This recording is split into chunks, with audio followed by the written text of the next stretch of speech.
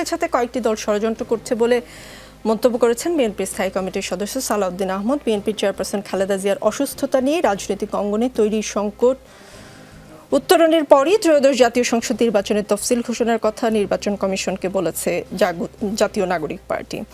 খালেদা জিয়ার অসুস্থতার জন্য বিএনপি তো আসলে নির্বাচনের তফসিল পেছানোর কথা বলছে না, তাহলে এনসিপি আসলে কেন বলছে বা কি তাদের যুক্তি? ধন্যবাদ জানাচ্ছি যারা আমাকে শুনছেন এবং আমার সাথে যে বিজ্ঞ আলোচকগণ আছেন। দেখুন, এটা আমার কাছে মনে হচ্ছে যে এটা মিসরিডিং। প্রথমত আমরা যেই পয়েন্টে দাঁড়িয়ে এই কথাটা বলেছি সেটা আমরা বলেছি এটা কিন্তু নির্বাচন পেছানো না। আপনি খেয়াল করে দেখেন, আমরা বলেছি যে তফসিলকে কনসিডার করা যাইতে পারে। এখন এই তফসিলকে কনসিডার করা মানে নির্বাচনের বিরোধিতা করা বা নির্বাচনকে পিছিয়ে দেওয়া ব্যাপারটা এরকম না। আপনি মানে প্যারালাল দুইটা ঘটনাকে সামনে রাখেন, মানে দুইটা ঘটনাকে সামনে রাখলে আপনি বুঝবেন মানে আজকে যে অ্যাজাম্পশনটা সেট করা হচ্ছে, আপনি যে প্রশ্নটা যেভাবে করে করেছেন, মানে সাউন্ডস লাইক যে সামহাউকে এনসিপি ইলেকশনের বিরোধিতায় গিয়ে কোনো কার্যক্রম পরিচালনা করতে চাচ্ছে কিনা। দেখেন, আজকেও আমার অফিসে আমাদের দলের আহ্বায়ক যারা আমাদের প্রার্থিতা গ্রহণ করতে চান তাদেরকে নিয়ে ইন্টারভিউ করছেন এবং আমরা ঘোষণা দিয়েছি আমরা খুব দ্রুতই আমাদের আসনগুলোকে কেন্দ্র করে যারা প্রার্থিতা গ্রহণ করবেন বা যারা নমিনেটেড হবেন তাদের নাম আমরা প্রকাশ করব। অ্যান্ড প্যারালালি আমরা একটা সিগনিফিকেন্ট ইনসিডেন্টকে ইতিমধ্যেই আলোচনা চলে এসছে, আমি এই আলোচনাটা আবার রিপিট হবে, তারপর আমি একটু বলি সিগনিফিকেন্ট ইনসিডেন্টটা কি। দেখেন, আমরা একটা ব্যাপার সকল দল মতের ঊর্ধ্বে উঠে আমরা একটা ব্যাপারকে স্বাচ্ছন্দ্যে স্পন্টিনিউয়াসলি গ্রহণ করেছি। সেটা হচ্ছে যে বর্তমানে বাংলাদেশে আমাদের এই রাজনৈতিক অভিভাবকত্বের জায়গাটা গ্রহণ করেছেন বেগম খালেদা জিয়া। এই জায়গাটাতে আমার মনে হয় না কোনো সারফেসে কোনো অ্যাঙ্গেলে কারো কোনো ডাউট আছে।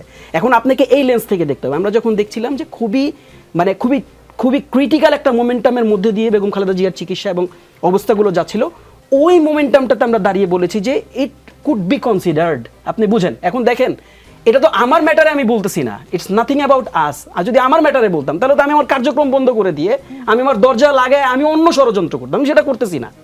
এখন এইটা একটা কমপ্লিটলি এটা একটা ধারণা এবং আপনি ওইটা দেখেন, এটা আমরা বলেছি যে এটা প্রস্তাবনা, এটা হইতে পারে কিনা এটা নিয়ে ভাবতে পারে।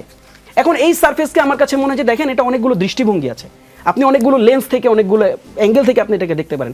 আপনি এটাকে একটা পলিটিক্যাল কার্টিসি হিসাবেও তো দেখতে পারেন, বরং আমরা সেটাকে এই অ্যাঙ্গেলে দেখছি না, কারণ আমরা এটাকে মানে ডিফারেন্ট একটা অ্যাঙ্গেল থেকে আমরা এটা দেখার চেষ্টা করছি, এটা এরকমটা না।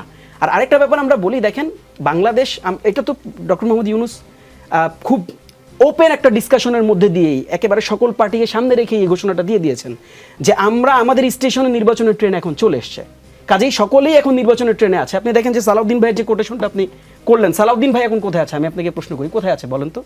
তিনি তার আসনে আছেন, তিনি তার নির্বাচন প্রচারণায় ব্যস্ত আছেন এবং ইন এভরিওয়ান, আপনি বিএনপি নেতাকর্মীদের দিকে তাকান, জামাতের নেতাকর্মীদের দিকে তাকান, আমাদের নেতাকর্মীদের দিকেও তাকান, আমরা সবাই ফিল্ডে আছি। কাজেই দেখেন যে এই গণতান্ত্রিক যে পদযাত্রায় আমরা এখন আছি, স্পেশালি 5 আগস্টের পর, আমি এটা বারবার বলেছি, একাধিক শোতে বলেছি, এটার আলটিমেট ডেস্টিনেশনটা কি? আলটিমেট ডেস্টিনেশন হচ্ছে আপনাকে একটা ডেমোক্রেটিক সিস্টেম যদি আপনি ইনস্টল করতে চান, আপনাকে ভোটের মাধ্যমে করতে হবে। এটার কোনো অল্টারনেটিভ তো নাই, আপনাকে এই অল্টারনেটিভে যাইতে হবে। এখন এই অল্টারনেটিভে যাওয়ার আগে আমাদের অনেকগুলো দলের অনেক ধরনের প্রস্তাবনা ছিল, আমরা সংস্কার নিয়ে কথা বলেছি, আমরা বিচার নিয়ে কথা বলেছি, দেয়ার আর মেনি ডিসকাশনস। বাট আমরা যেটা বলছি আলটিমেট ডেস্টিনেশনে কিন্তু আমরা সবাই এখন সবাই আমরা কিন্তু এখন যেতে কিন্তু মানে সামগ্রিকভাবে কিন্তু আমরা আমাদের এই ঐক্যমত্যে আমরা এসে পৌঁছেছি। কাজে আমার কাছে মনে হয় যে দেখেন এই ইদানিংকালে ইভেনচুয়ালি এখন এই একটা মানে আমরা একটা প্রচারণা দেখছি যে ভোট হবে কিনা, একটা সন্দেহের একটা অবকাশ আমরা দেখছি খুবই খুব ছোট একটা সংখ্যক মানুষের মধ্যে।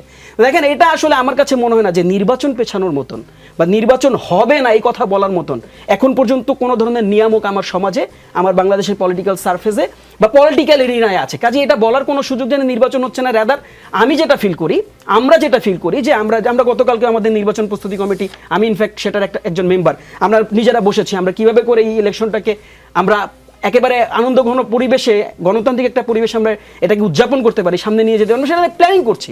কাজে আমার কাছে মনে হয় ইভেনচুয়ালি এভরি পার্টিজ, আপনি মানে কারোর দিকে তাকাইলে আপনি দেখবেন না যে কারো নির্বাচন নিয়ে কারো শঙ্কা আছে।